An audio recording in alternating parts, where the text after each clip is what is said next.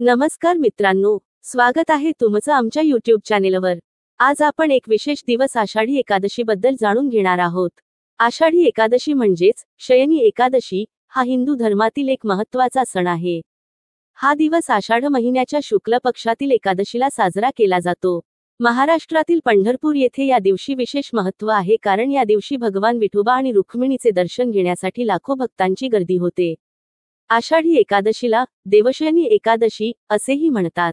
या दिवशी भगवान विष्णू योगनिद्रेत जातात आणि 4 महिन्यांनी कार्तिक शुद्ध एकादशीला जागृत होतात, ज्याला प्रबोधिनी एकादशी म्हणतात।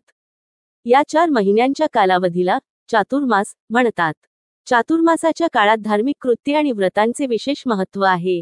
या दिवशी पंढरपूर येथे आषाढी वारी उत्सव साजरा केला जातो। ही वारी 2 आठवड्यांपूर्वी सुरू होते आणि महाराष्ट्राच्या विविध भागांतून लाखो वारकरी पायी चालत पंढरपूरला येतात। टाळ, मृदंग, वीणाच्या तालावर अभंग गात ते विठोबाच्या दर्शनासाठी पोहोचतात। हे दृश्य खूपच अद्वितीय आणि भक्तिभावाने भरलेले असते। पुराण कथेनुसार कुंभ दैत्याचा पुत्र मृदुमान्य याने तप करून शंकराकडून अमरपद मिळवले। त्यामुळे तो देवापेक्षा शक्तिशाली झाला। त्याच्या भयाने ब्रह्मा विष्णू महेश यांचे सहित सर्व देव त्रिकूट पर्वतावर धात्री म्हणजेच अवळीच्या झाडाखाली एका गुहेत लपून बसले। तो आषाढी एकादशीचा दिवस होता। लपून बसल्यामुळे देवांना अन्न मिळाले नाही, देवांना उपवास घडला। पावसाचे दिवस असल्याने देवांना पावसाच्या धारेचा अभिषेक घडला। परंतु अचानकच सर्व देवांच्या श्वासातून एका दैवी शक्तीचा उदय झाला। तिने गुहेच्या दाराशी बसलेल्या मृदुमान्य दैत्याला ठार मारले। ती शक्ती म्हणजेच एकादशी देवता होय।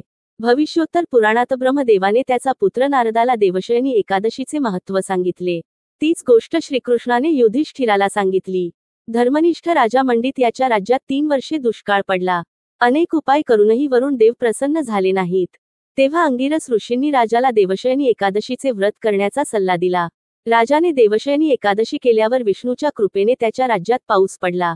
महाराष्ट्रातील लाखो लोक विठोबाच्या नावाचा गजर करीत घराघरात या आषाढी एकादशीला व्रत उपवास करतात। आषाढी वारीच्या अनुषंगाने पंढरपूरला जाणे, चंद्रभागेच्या तीरावर स्नान करणे आणि विठोबाच्या दर्शनासाठी मनोभावे प्रार्थना करणे हे महत्त्वाचे असते। महाराष्ट्रातील संतांनी जसे संत ज्ञानेश्वर, संत तुकाराम आणि संत एकनाथ यांनी पंढरपूरच्या वारीचा अनुभव घेतला आहे। हिंदू पंचांगानुसार आषाढ महिन्यातील शुक्ल पक्षातील एकादशी तिथीला देवशयनी, पद्मनाभा किंवा आषाढी एकादशी साजरी केली जाईल। यंदा आषाढी एकादशीची तिथी 17 जुलैला असणार आहे। हिंदू पंचांगानुसार एकादशीची तिथी ही 16 जुलैला रात्री 8:33 सुरू होईल, तर 17 जुलैला रात्री 9:33 संपेल। उदय तिथीनुसार आषाढी एकादशीची ही तिथी 17 जुलैला साजरी करण्यात येईल। आषाढी एकादशीच्या दिवशी अनुराधा नक्षत्र असून सर्वार्थ सिद्धी, अमृतसिद्धी योग, शुभ योग आणि शुक्ल योगाचा संयोग असणार आहे। या काळात तुम्ही धार्मिक कार्यासोबत अनेक महत्त्वाची कामे केल्याने लाभ होतील। स्नान वगैरे करून मंदिराची स्वच्छता करावी, गणेशाला नमस्कार करा, पंचामृतासह गंगाजलाने भगवान विष्णूंचा अभिषेक करा। आता पिवळे चंदन आणि पिवळी फुले भगवंताला अर्पण करा।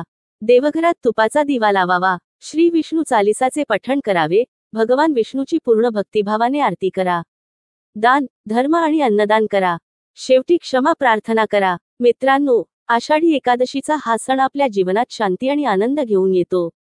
तुम्हीही या दिवशी उपवास करून, विठोबाची पूजा करून, भक्तिमय वातावरणात रमून जाऊ शकता। आमच्या चॅनेलला सबस्क्राईब करा आणि या व्हिडिओला लाईक व शेअर करा। आम्हाला कमेंटमध्ये सांगा की तुम्हाला आणखी कोणत्या विषयांवर व्हिडिओ पाहायला आवडतील। जय हरी विठ्ठल।